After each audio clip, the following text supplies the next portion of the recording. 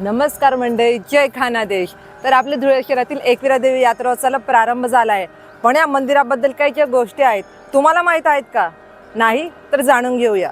पांझरा नदीच्या काठी वसलेले हे आपले एकविरा देवीचे मंदिर महाराष्ट्रातले 5वे शक्तिपीठ आहे. अष्टभुजा असलेली, पूर्वाभिमुख म्हणजे पूर्वेकडे मुख असणारी, पद्मासनी बसलेली स्वयंभू अशी ही मूर्ती आहे. आता जरी हे मंदिर तुम्हाला असे दिसत असले तरी पूर्वी हे मंदिर हेमाडपंथी होते.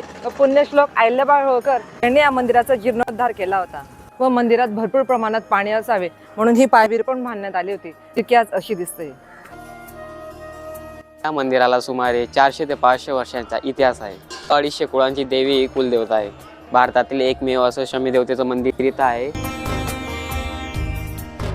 त्याचबरोबर आपण जे मागे बघत आहात ते प्राचीन समीवृक्ष आहे. मंडळी, कशी वाटली आजची माहिती? आणि जर तुम्हाला मंदिराबद्दल अजून काही छान माहिती असेल तर कमेंट बॉक्समध्ये नक्की कळवा आणि अशा छान छान व्हिडिओसाठी माझ्या पेजला फॉलो करा.